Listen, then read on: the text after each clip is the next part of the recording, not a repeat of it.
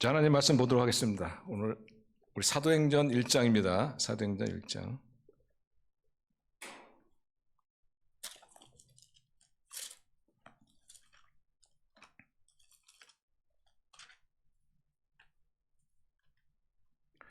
사도행전 1장 1절에서 11절입니다. 자, 하나님의 계시 말씀 교독하겠습니다. 1절 제가 먼저 읽겠습니다. 데오빌로여, 내가 먼저 쓴 거래는 무릇 예수께서 행하시며 가르치시기를 시작하심부터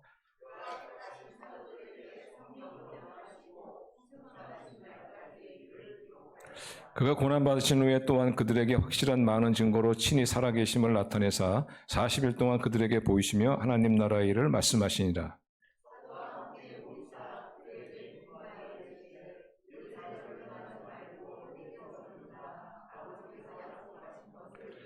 요한은 물로 침례를 베풀었으나 너희는 몇 날이 못되어 성령으로 침례를 받으리라 하셨느니라.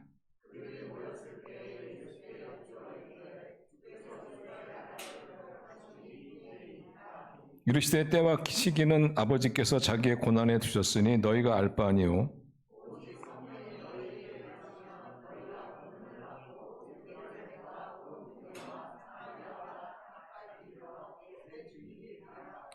이 말씀을 마치시고 그들이 보는데 올려져 가시니 구름이 그를 가리어 보이지 않게 하더라.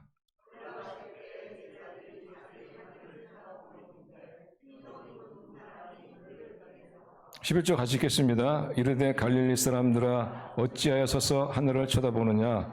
너희 가운데서 하늘로 올려지신 이 예수는 하늘로 가심을 본 그대로 오시리라 하였느니라. 아멘.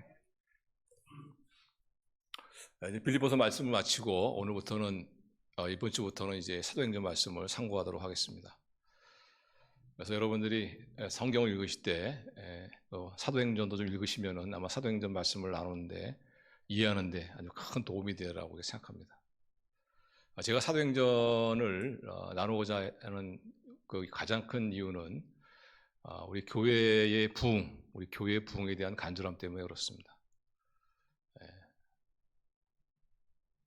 보통 교회에서 교회가 어떤 침체되는 어떤 시기에 있을 때 그때 이제 많은 분들이 얘기하는 게 뭐냐면 초대교회로 돌아가자. 초대교회로 돌아가자. 그런 이야기를 많이 하죠. 왜냐하면 초대교회는 하나님의 놀라운 부흥을 체험한 교회이기 때문에 우리는 그런 사도행전에 나타나는 초대교회를 통해서 이렇게 하면 우리 하나님의 부흥을 우리가 경험할 수 있구나. 하나님의 부흥을 사모하는 마음을 가지고 좀 말씀을 나누기 원하고, 사실 우리 교회 부흥이라는 것은 어떤 양적인 부흥도 사실 무시할 수 없는 거죠. 쉽게 말씀드리면 숫자적인 부흥도 사실 무시할 수 없는 겁니다. 물론 교회라는 것은 건물이 아니고 조직이 아니고 우리 믿는 사람 한 사람 한 사람이라는 것은 여러분이 잘 아실 겁니다. 내 자신의 어떤 부흥, 그리고 이 하나님의 부흥이 정말 차고 넘쳐서 이웃에게까지 그 복음의 생명력이 전달되어지는 그런 어떤 부흥에 대한 간절함이 우리 성도님에게도 있는 줄로 믿습니다. 그래서 저와 여러분의 그런 간절한 하나님의 부흥을 사모하는 마음을 가지고 또 우리가 말씀을 나누면서 우리 하나님의 부흥을 또 기대하면서 이 말씀을 나누기를 원합니다. 그래서 올해는 우리 사도행전 이 말씀을 가지고 정말 우리 교회가 다시 새로워지고 다시 하나님의 놀라운 그런 역사와 부흥을 체험하는 그런 이 한 해가 되기를 우리가 애쓸 수 있기를 바랍니다. 그런 거 일환으로 인해 가지고 일단은 우리 좀 교회가 좀 예배를 좀 강화시켜야 되겠다. 그래서 제가 이제 권면을 해드리는 것이 가능하면은 목장 예배를, 목장 모임을 수요일 날 이렇게 가지시면은 수요 예배도 드릴 수가 있고, 그래서 이제 그런 것들을 이제 권하는 겁니다. 그래서 우리 한 분 한 분이 정말 내가 이 교회에 하나님 일꾼이다 이렇게 생각하시고 우리가 같이 기도하고 또 하나님 말씀에 순종하면은 올해 우리 정말 우리 공동체 안에 하나님의 놀라운 역사가 있는 것을 여러분 기대하시기 바랍니다. 자, 사도행전 제가 잠깐 말씀을 드리면 사도행전을 기록한 사람은 누가라는 사람이죠. 누가의 직업은 의사인 것을 잘 아실 것입니다. 그래서 누가는 특별히 사도 바울과 함께 오랫동안 동역했던 그런 동역자죠. 사도 바울이 가는 곳에 함께 따라가고 거기 머물면서 같이 복음의 사역을 감당했던 사람이 누가입니다. 근데 이 보통 신약 구약의 그 성경을 기록한 사람들을 보면 대부분 유대인들이거든요. 근데 누가복음에 있는 이 기록자 누가만은 이방인, 이 사람은 이방인이죠. 그리고 신약 성경에서 가장 많은 장수를 기록한 사람이 누구냐면 바로 누가입니다. 누가. 왜냐하면 사도행전만이 아니고 누가는 무엇을 기록했습니까? 누가복음. 그래서 누가복음하고 사도행전은 사실 하나라고 할 수 있어요. 하나. 그러니까 사도행전에서 누가복음에서 사도행전이 이어지는 그런 것뿐이죠. 그런 것들이 좀 특별한 거고, 근데 가장 중요한 것은 뭐냐면 이 사도행전이 언제 기록되었냐, 이게 가장 중요해요. 우리가 성경을 읽을 때 내가 읽고 있는 성경의 이 부분이 언제 기록된 것이냐 하는 이 시대감을 아는 것이 굉장히 중요합니다. 그래야만 우리가 성경을 잘 이해할 수가 있어요. 그래서 우리가 사도행전을 이해하는 데서 중요한 것이 이 사도행전이 언제 기록이 되었느냐 하는 그런, 언제 기록되었냐면은 AD 63년에서 67년 사이가 아닌가 이렇게 생각합니다. 어떻게 알 수 있느냐 하면은 우리가 이 사도행전만이 아니고 신약 성경의 그 기록 연대를 갖다 측정할 수 있는 굉장히 중요한 이정표가 있어요. 그것이 뭐냐면은 예루살렘의 멸망입니다. 예루살렘 멸망. 예루살렘이 언제 멸망당했냐면 AD 70년이죠. 하나님께서 예수님을 십자가에 못 박은 유대인들을 가만히 둘 리가 없죠. 두실 리가 없습니다. 하나님의 놀라운 그 심판이 임하지 않습니까? 그래서 로마의 그 디도라는 사람이 대군을 이끌고 예루살렘을 침공해가지고 예루살렘을 점령하고 예루살렘을 완전히 황폐화시키죠. 거기에 이방인 다른 나라 민족들을 이주시켜서 거기 머물게 할 뿐 아니라 또는 거기 살고 있는 유대인들을 다 추방할 목적으로 그 땅을 못 쓰게 만들죠. 소금을 뿌려서 땅을 못 쓰게 만듭니다. 거기서 더 이상 식물을 재배할 수 없는 땅으로 만든단 말이죠. 그리고 또한 그들의 어떤 정신적 지주를 할 수 있는 예루살렘 성전을 완전히 허물어 버립니다. 정말 돌 위에 돌 하나 남지 않고 다 허물어지죠. 그 이유가 뭐냐면은 예루살렘 성전은 금으로 쌓여져 있는데 이게 불타면서 이 금들이 녹아가지고 벽돌 속으로 다 스며들었어요. 그래서 그 금들을 갖다 캐내기 위해서 돌을 갖다 하나씩 뜯어내면서 나중에는 완전 성전이 그냥 없어져 버렸어요. 성전 자체가 완전 황폐해 버렸어요. 그러니까 정신적인 지주도 이제 없어졌죠. 또 땅은 못 쓰죠. 그러니까 어떻게 해요? 유대인들은 이제 세계 방방곡곡으로 흩어질 수밖에 없는 거죠. 그때부터 유대인들이 세계 방황이 시작된 겁니다. 무려 몇 년 동안 1948년 다시 팔레스타인 돌아오기까지 2000년 동안을 예수님을 죽인 십자가에 못 박은 대가죠. 엄청난 대가를 지불했습니다. 그래서 이 AD 70년의 이 예루살렘의 멸망이 굉장히 중요합니다. 그 만약 사도행전이 AD 70년 이전에 기록된 거라면은 예루살렘에 만약 이후에 기록된 거라면은 바로 당연히 예루살렘 멸망에 대한 이야기가 언급이 되겠죠. 근데 사도행전 보시면 그 중요한 사건인 예루살렘의 멸망에 대한 이야기가 전혀 없습니다. 그런 거 보니까 이 사도행전은 적어도 AD 70년 이전에 기록된 것이구나 하는 것을 알 수가 있어요. 또 하나 우리가 알 수 있는 그 전대를 측정할 수 있는 근거가 뭐냐면은 여러분도 아시겠지만은 사도 바울이 순교하죠. 그때 순교할 때 그때 로마를 통치하고 있던 왕이 누구냐면은 네로 황제입니다. 네로 황제 때 순교하거든요. 그런데 이 기독교 역사에 보면은 이 네로 황제가 언제부터 본격적으로 기독교를 핍박했냐면은 그게 AD 67년입니다. AD 67년. 근데 사도행전 마지막에 보시면은 사도 바울이 그 로마에서 가택연금을 당한 상태에서 루가와 함께 2년 동안 복음을 증거하는 게 나오거든요. 그러니까 아직 사도 바울이 죽지 않을 때거든요. 죽지 않았다는 얘기죠. 그죠? 근데 사도 바울이 그 AD 67년 정도의 네로의 그 핍박에 의해서 죽었다고 하니까, 순교했다고 하니까, 적어도 67년 이전에는 이 사도행전이 기록된 것이다. 라는 걸 추정해보면은 대충 AD 63년, 67년. 이때 아마 사도행전이 기록된 것이 아니냐. 사도행전의 수신자는 우리가 1절 나오지만, 자, 1절, 우리 같이 읽어요. 시작.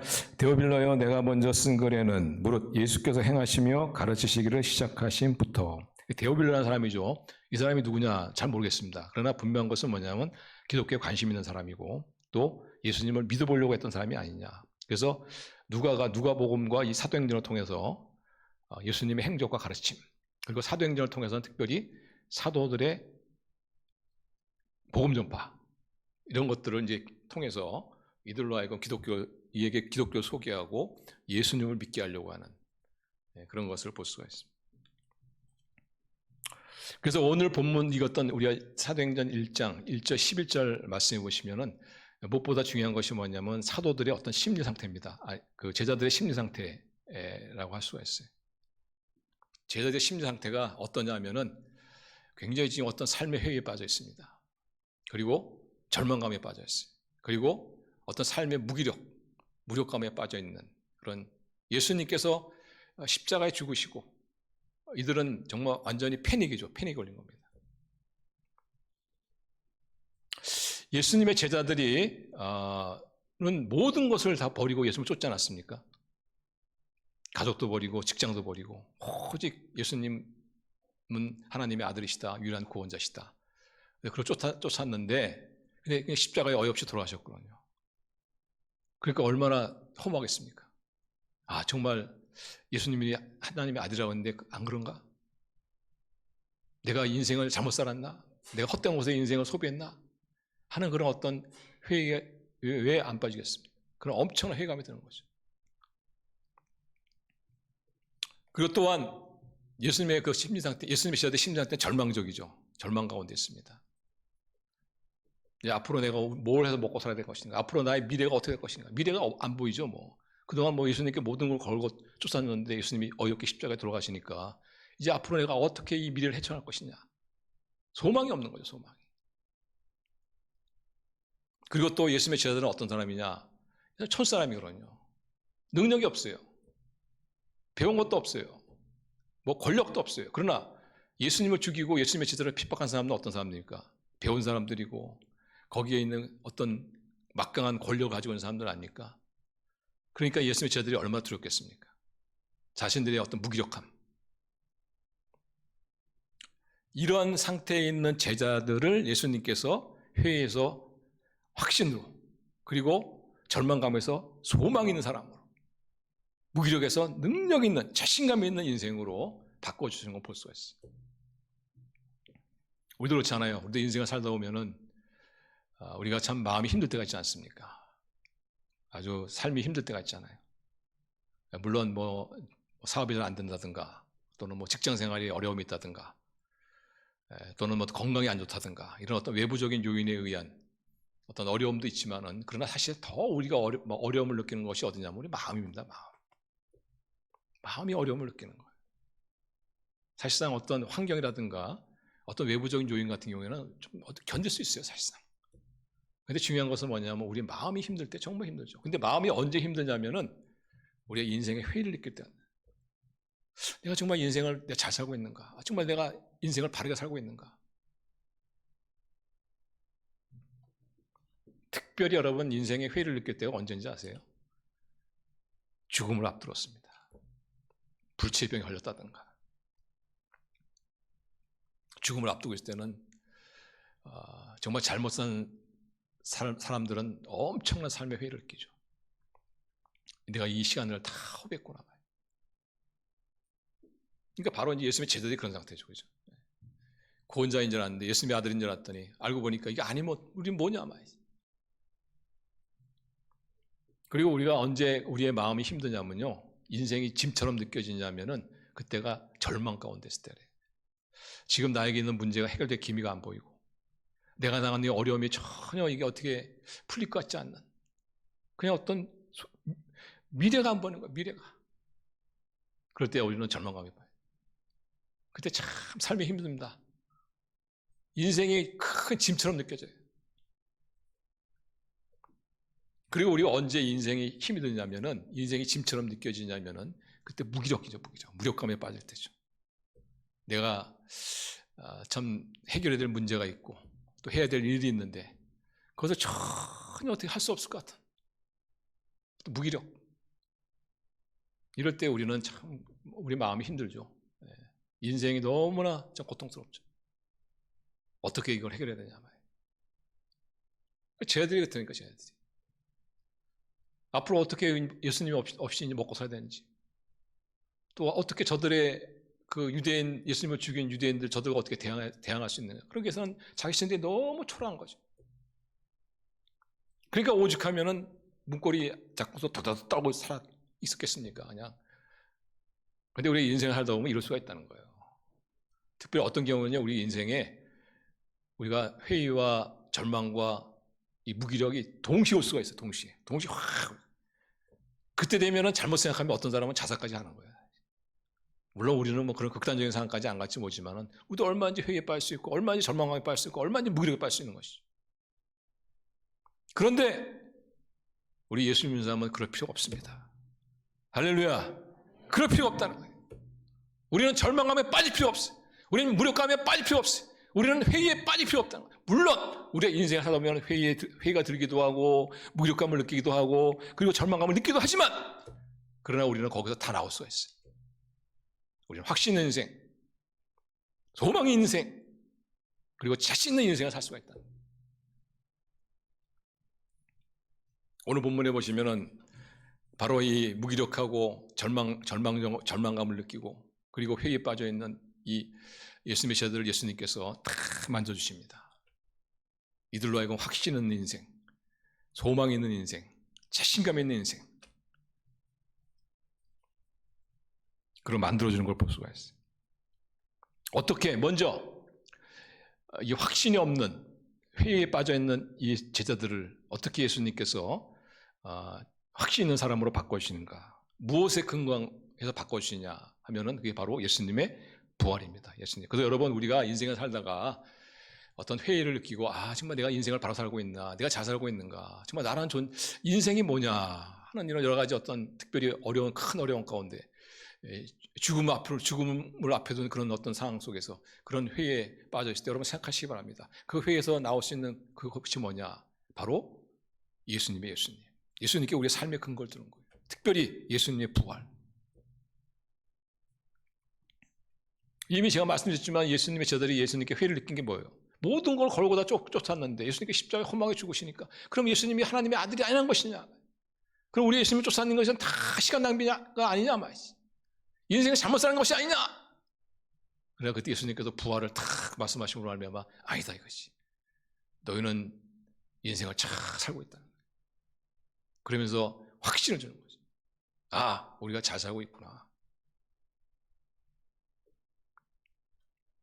3절 보시면 우리 3절과 같이 읽어요. 시작. 그가 고난받으신 후에 또한 그들에게 확실한 많은 증거로 친히 살아계심을 나타내사 40일 동안 그들에게 보이시며 하나님 나라의 일을 말씀하십니다. 예수님께서 부활하셔서 가장 먼저 하신 일이 뭐냐면은 40일 동안 이 땅에 계시면서 하신 일이 뭐냐면 자신을 제자들에게 나타낸 겁니다. 부활한 자신의 모습을 제자들에게 나타난 거예요. 왜 나타냈겠습니까? 회의에 빠져있는 제자들에게 확신을 주게 한 거란 말이에요. 너희들, 나는 하나님의 아들이다. 나는 하나님이다.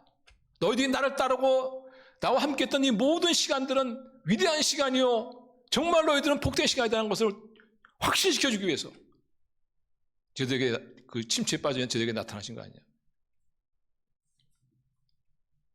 예수님께서 부활하신 예수님께 그래서 나타나셨는데 그때 예수님을 만난 사람들이 한두 명이 아니었단 말이에요. 뭐 10명, 20명 그 정도가 아니고 어떤 경우에는 500명에게도 예수님이 나타나신 거 볼 수가 있어요. 자신의 살아계심을 알려주기 위해서, 자신의 부활을 갖다 확신시켜주기 위해서. 그래서 예수님께서 이 자신의 부활을 확신시켜줌으로 말미암아 어떤 회의 가운데 빠져있는 그 제자들을 확신 있는 사람으로 싹 바꾸신다. 자, 고린도전서 15장 4절 8절 제가 읽을게요. 우리 교독 합시다. 교독. 자, 4절 제가 먼저 읽을게요. 장사에 지난 바 되셨다가 성경대로 사흘 만에 다시 살아나사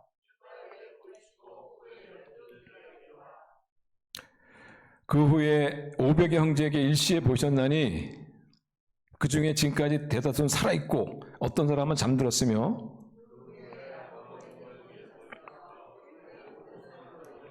같이 읽겠습니다. 맨 나중에 만삭되지 못하여 난 자 같은 내게도 보이셨느니라. 그러니까 바울이 보았고 예수님께서 바울에게 나타나셨고 베드로에게 나타나셨고 500명의 제자들에게 나타나셨고 예수님께서 이렇게 제자에게 나타나신 이유가 뭡니까? 바로 회의에 빠져있는 그들을 확신의 사람으로 만들어주겠어요. 그래서 이들이 이 확신을 가지면서 예수님은 정말 하나님의 아들이시고 구원자시고 정말 예수님을 따랐던 것은 우리에겐 위대한 시간이었구나. 우리가 인생을 잘 살았구나. 우리가 믿음 생활 정말 이건 최선이었구나. 최고였구나. 이 확신을 가지면서 뭐예요? 그들이 담대히 보고 앞에서 목숨을 기꺼이 내놓지 않습니까? 엄청난 사람으로 변한 거죠.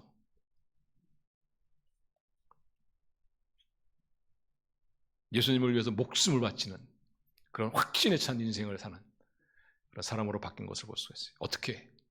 부활입니다. 부활. 제가 한번 말씀드렸죠. 우리의 인생이라는 것이 어떻게 형성이 됩니까? 보통은 내가 경험한 조그만 그런 경험을 토대로 해서 인생관이 형성이 되어지죠. 거기서 좀 더 확장이 되어지면은 이제 책에서 읽은 어떤 철학이라든가 어떤 남들이 어떤 얘기하는 어떤 인생이라든가 뭐 그런 걸 또 근거로 하고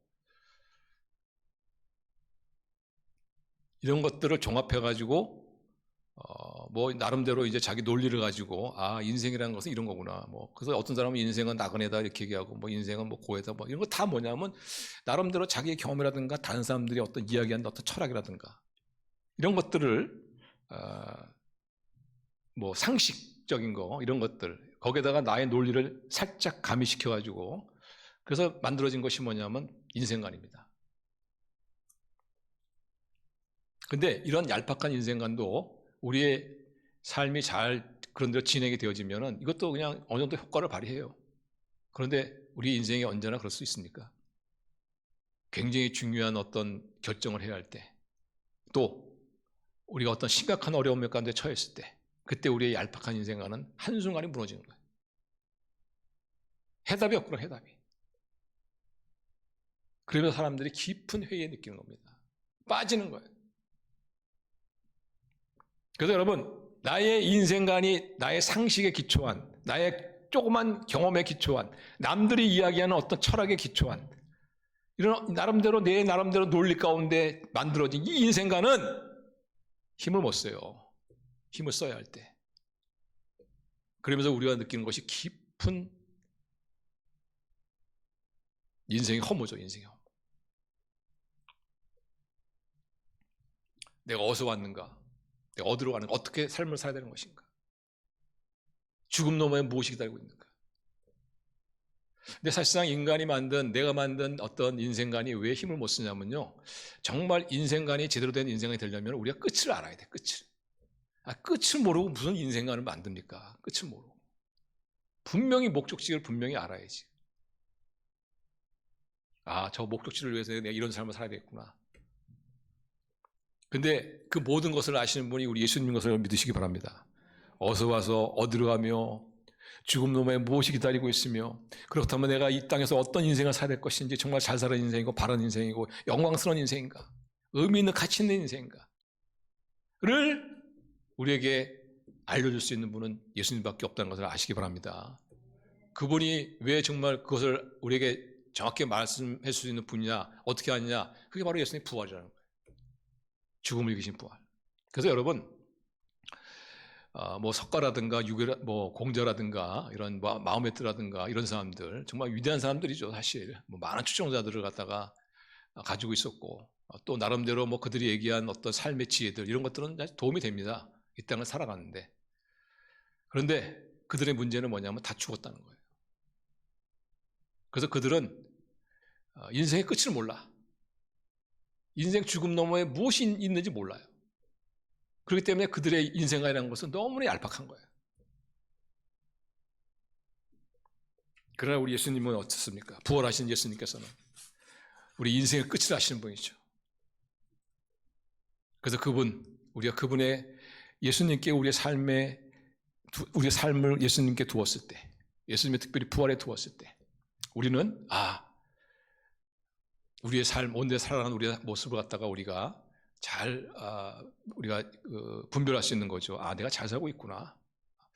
아니면 내가 잘못 살고 있구나. 잘못 살고 있으면 방향을 갖다 궤도수정하면 되는 거니까. 내가 앞으로 어떻게 살아야 되겠구나 하는 이런 삶의 확신을 갈 수가 있는 거예요.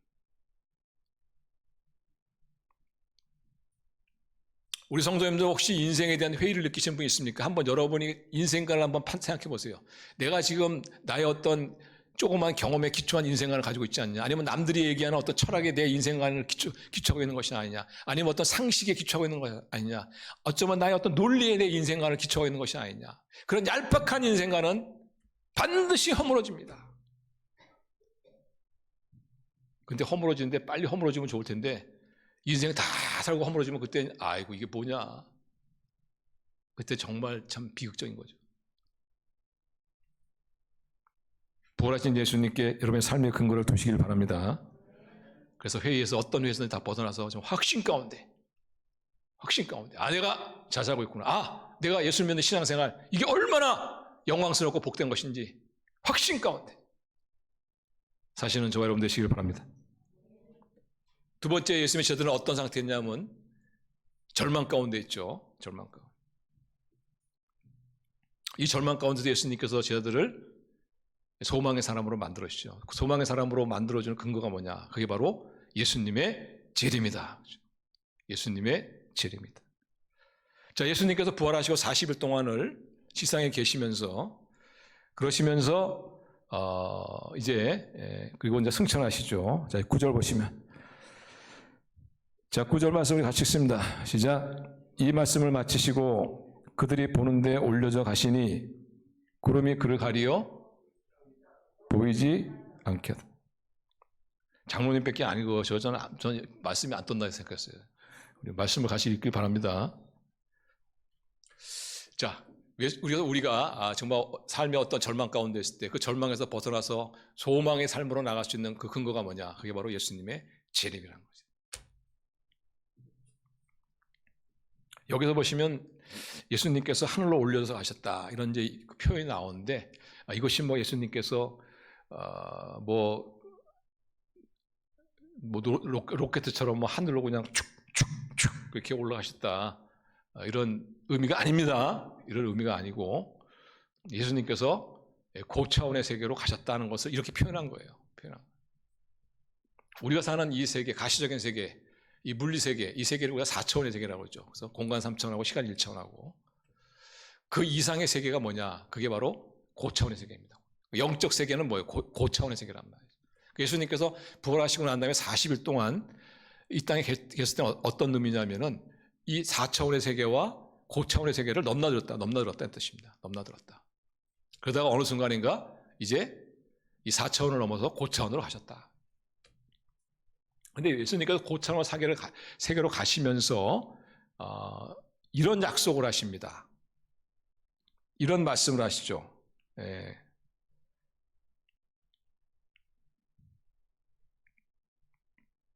그게 바로 자, 예수님께서 그 부활하시고 40일 동안 계시면서 하신 일 가운데 이미 제가 말씀드렸지만 하나가 뭐냐면 자신을 나타내는 거죠.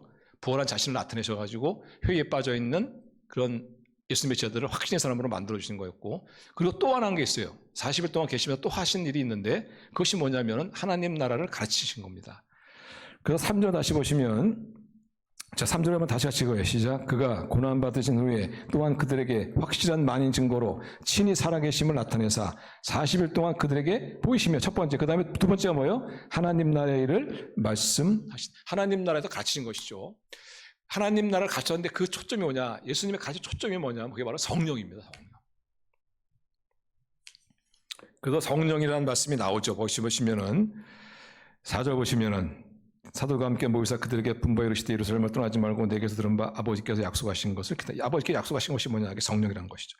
5절도 보시면 요한은 물로 침례를 베풀었으나 너희는 몇 날이 못되어 성령으로 침례를 받으리라 하셨는데, 성령에 대한 가르침, 예수님의 가르침은 주로 성령에 대한 가르침이었다. 8절도 보시면 오직 성령이 너에게 임하시면 하면서 성령에 대해서 가르치는 거고, 그러니까 성령에서 가르치는 건데 이 가르침의 내용을 한마디로 말하면 뭐냐면은 그동안 내가 이곳에 있는 동안에는 내가 너희들을 인도하고 너희들을 지켜주고 너희들을 내가 가르쳤지만, 그러나 이제 나는 간다는 겁니다. 대신에 누가 오느냐? 성령이 오신다는 거예요. 그 성령께서 너희를 보호해 주시고 인도해 주시고 너희를 가르쳐 줄 것이다. 그래서 성령을 기다리고 성령을 의지하라 하는, 이것이 예수님이 부활하시고 난 다음에 40일 동안의 가르침 가운데 가장 중요한 주제란 말이에요.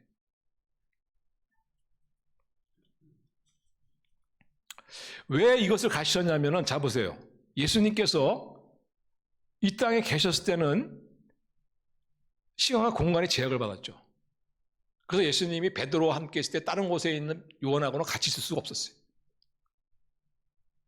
그런데 이제 성령이 오셨단 말이죠. 성령은 영이기 때문에 동시에 같이 있을 수가 있어요. 베드로가 인천에 있어도 요한이 부산에 있어도 같이, 성령은 같이 그들과 함께 할 수 있단 말이죠. 바로 이 성령을 의지하고 이 성령의 보호 가운데 이 성령을께서 너희를 가실 것이다. 그러면서 이제 예수님의 시대를 이어서 어떤 시대가 펼쳐지냐, 바로 성령의 시대가 펼쳐진다는 것을 시청각적으로 보여준 것이 뭐냐면 예수님의 하늘로 올라가십니다. 이해가 되시면 아멘 하시기 바랍니다.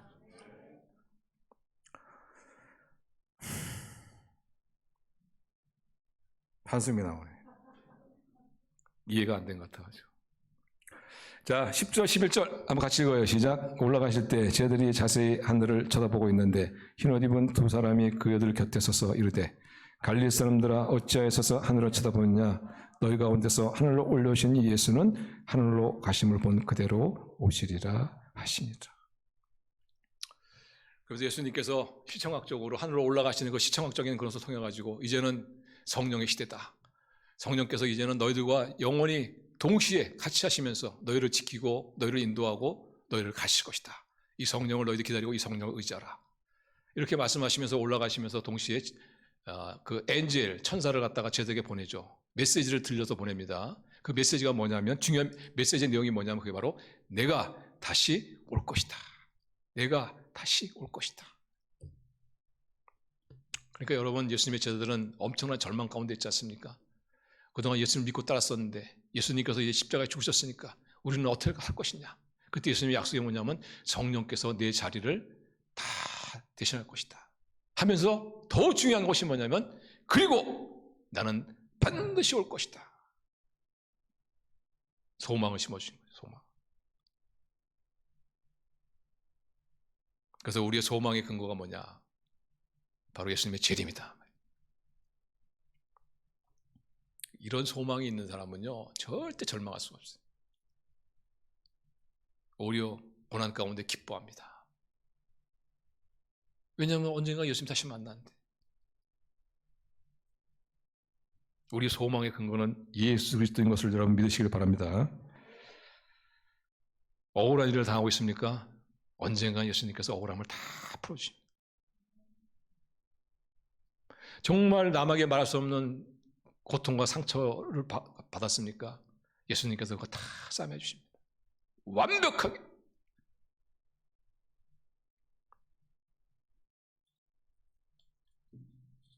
그래서 이 예수님의 재림에 우리가 예수님을 만나는 건 두 가지 방법이죠. 하나는 예수님이 오시든가 우리가 살아있을 때, 아니면 우리가 죽음이나 관문을 통과해서 예수님을 만나든가.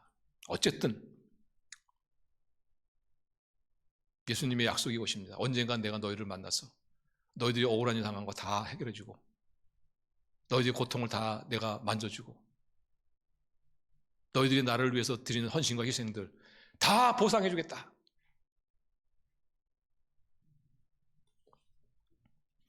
요한계시록 21장 3절 4절 같이 읽어요. 시작. 내가 들으니 보좌에서 큰 음성이 나서 이르되 보라 하나님의 장막이 사람들과 함께 있음에 하나님이 그들과 함께 계시리니 그들은 하나님의 백성이 되고 하나님은 친히 그들과 함께 계셔서 모든 눈물을 그 눈에 닦아주시니 다시는 사망이 없고 애통하는 것이나 곡하는 것이나 아픈 것이 다시 있지 아니하리니 처음 것들이 다 지나갔으리라. 우리 주님께서 억압받는 자를 해방시켜 주시고 주시겠어 다시 오신다. 이런 소망을 주신 겁니다. 이 소망은 거짓이 아닙니다. 이 소망은 사실입니다. 예수님의 부활이 사실이듯 예수님의 재림도 사실이다. 이런 소망이 있기 때문에 우리 예수 믿는 사람들은 절망이 있을 수가 없어요. 절망이란 것이 무엇입니까? 소망이 없다는 얘기 아닙니까? 소망이. 우리가 예수님을 위해서 교회를 위해서 받는 헌신과 희생들 다 주님께서 보상해 주십니다. 그래서 우리 믿는 사람들은 고난 가운데 기뻐할 수 있어요. 역경 가운데 즐거워할 수 있습니다. 장차 우리 주님께서 우리의 억울함을 다 풀어주시고 우리의 눈물을 닦아주시고 우리를 보상해 주신 그날, 이 소망이 있기 때문에.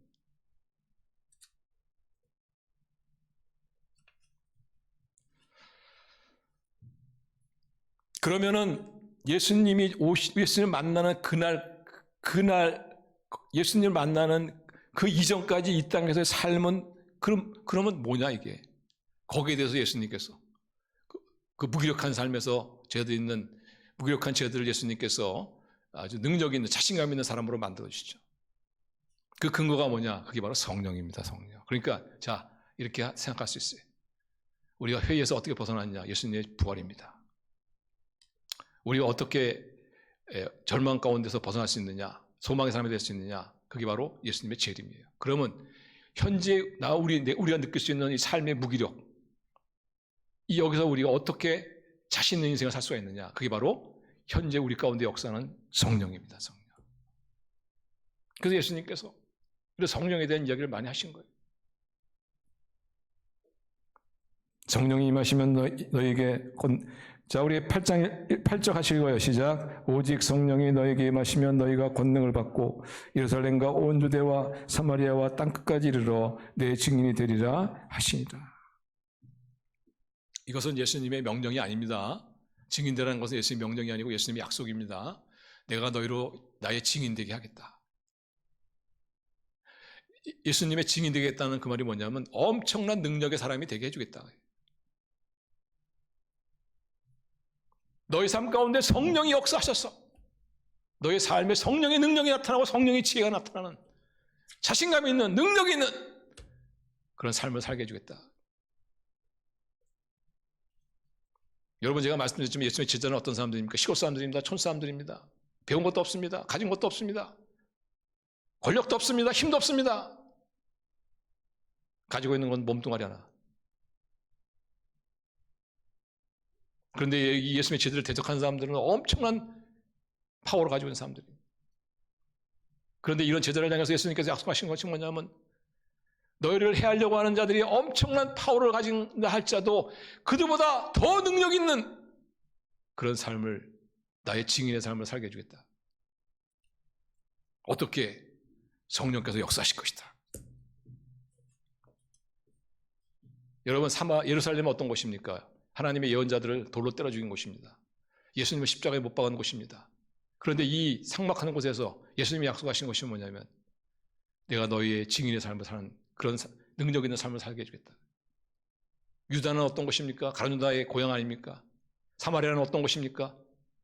유대인들을 혐오하고 증오하는, 그래서 유대인들이 지나가면 돌을 던지는 그런 정말 유대인들을 아주 그냥 증오하는 그런 사람들이 있는 곳 아닙니까? 얼마나 살벌한 곳입니까? 땅끝은 어떤 곳입니까? 이방인들입니다. 유대인들이라면 이를 바득바득 하던 이방인들이란 말이에요. 그런데 이러한 상황 속에서 우리 예수님의 약속이 뭐냐면 그러나 너희들이 능력 있는, 자신 있는 그런 인생을 살게 해주겠다. 어떻게? 성령께서 간섭하심으로. 그래서 여러분, 우리가 보세요.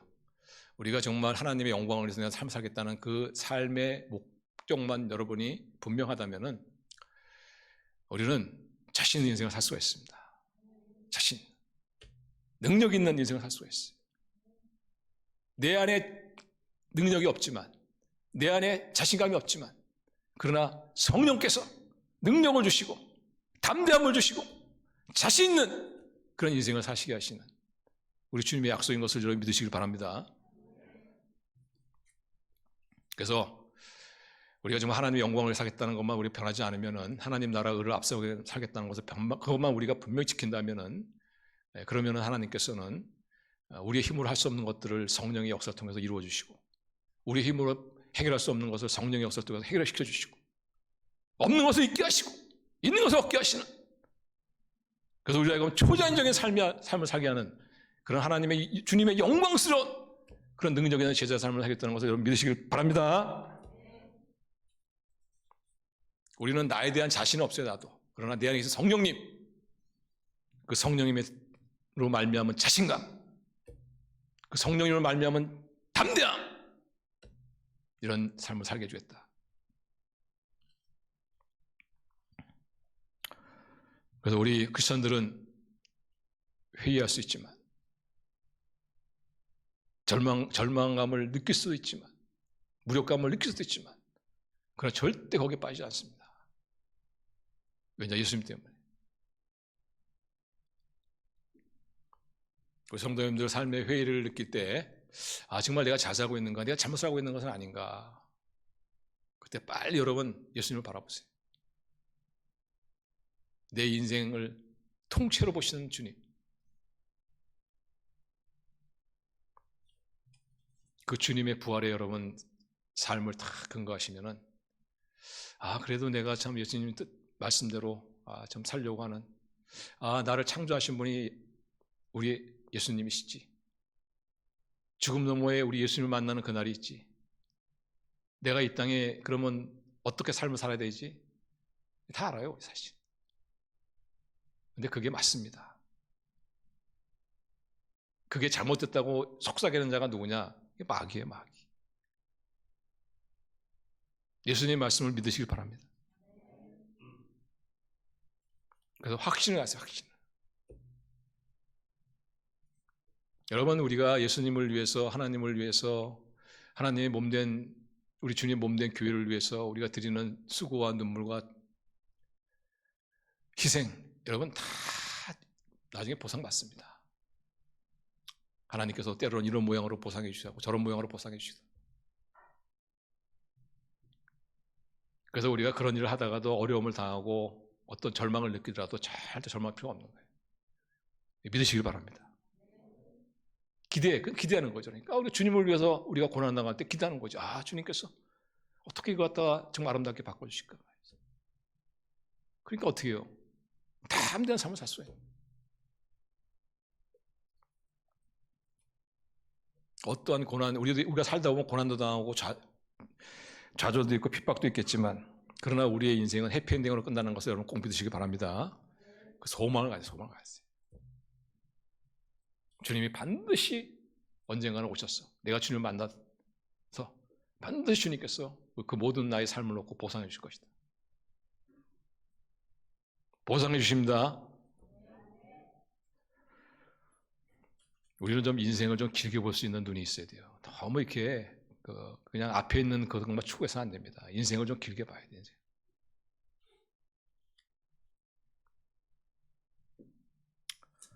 우리가 정말 주님의 영광을 위해서 살기로 딱 하고 하나님 나라를 앞세고 살기로 작정했는데, 주님께서 우리를 무기력한 인생을 살게 하시겠습니까? 맨날 패배하는 그런 패배적인 삶을 살게 하시겠습니까? 하나님께 그게 영광이 안 되죠, 그죠? 그래서 하나님 어떻게 해요? 성령을 통해서 역사하셨어. 우리로 하여금 정말 승리의 삶. 그래서 자신 있게 예수님을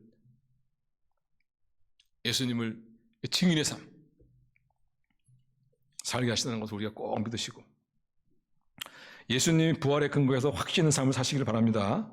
예수님의 재림에 근거하셔서 소망 있는 삶을 사시고, 무엇보다도 성령을 의지하셔서 우리 자신 있는 담대한 그런 영광스러운 우리 주님의 증인의 삶을 사시는 그런 저와 여러분 되시기를 주님의 이름으로 축원합니다. 기도하겠습니다.